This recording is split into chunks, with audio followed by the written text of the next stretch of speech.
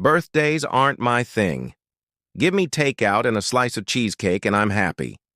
Instead, my wife's sister, Adriana, CEO of Titan Edge, also my boss, turned my quiet dinner into a cocktail and quarterlies mixer.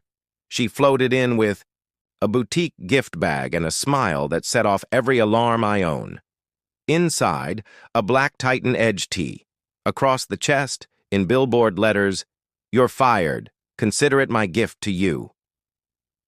The room did that nervous laugh people do at funerals when someone says something wildly inappropriate. I looked at my wife.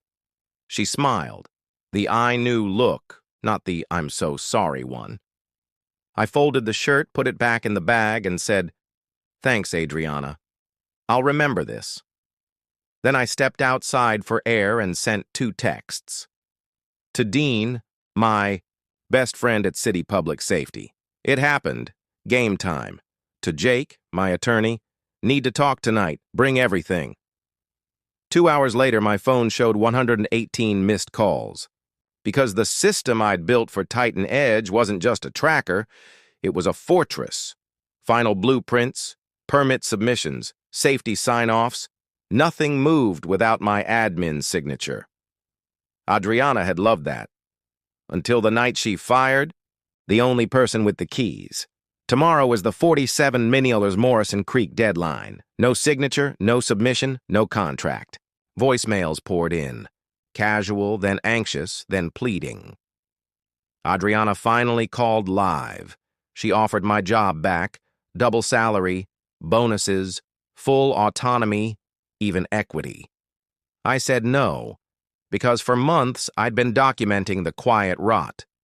Cheap, hires replacing veterans, safety inspections, shaved thin, creative blueprints to hit fantasy deadlines. Dean had warned me, document everything, keep your head down. I nailed the first half. The next morning, over diner coffee with Dean, the idea arrived fully formed: Keystone Compliance Consulting, an independent verification team hired by cities to catch lies and corner-cutting before permits are approved.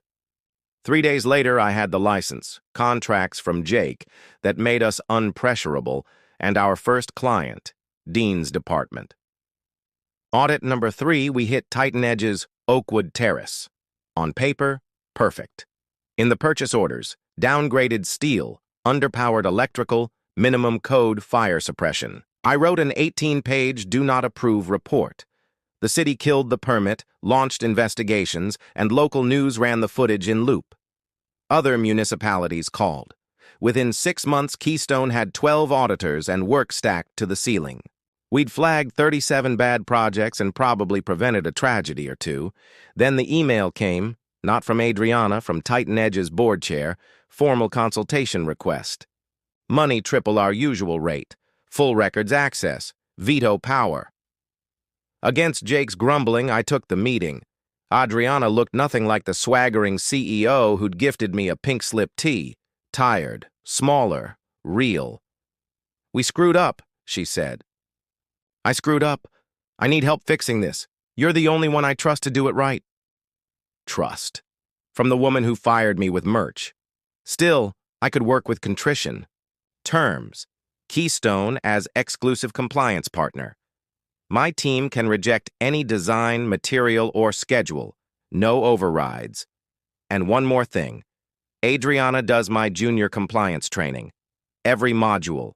Every test. "When do I start?" she said. So, I became my ex-boss's instructor, and to my surprise, she took it seriously. She asked smart questions. She started visiting sites to enforce safety, not rush crews. She fired a serial corner-cutter contractor over 7 violations she found, before we did. 3 other vendors walked rather than meet our standards. The ones who stayed delivered better work. Client satisfaction climbed. Insurance costs fell. City inspectors stopped arriving with grimaces. My personal life followed suit. The marriage ended, cleanly, finally. I moved, slept, breathed. Keystone grew to 23 municipalities. We became the firm developers feared or loved depending on their ethics. 1 year to the week after the "You're Fired" party, a box arrived at my office. No note. Inside, the same black Titan Edge tee. Same logo. New message: thank you for saving the company. I slid it into the drawer beside the first shirt, the bookends of the strangest, best year of my career. Here's what I learned. Sometimes the shove off the cliff is the only way you find out you can build a parachute on the way down. Sometimes the worst day hands you the blueprint for the life you actually want. And sometimes the real gift isn't the apology, the raise, or the equity. It's realizing you don't need anyone's permission to do it right. Is this helpful so far? Ask ChatGPT.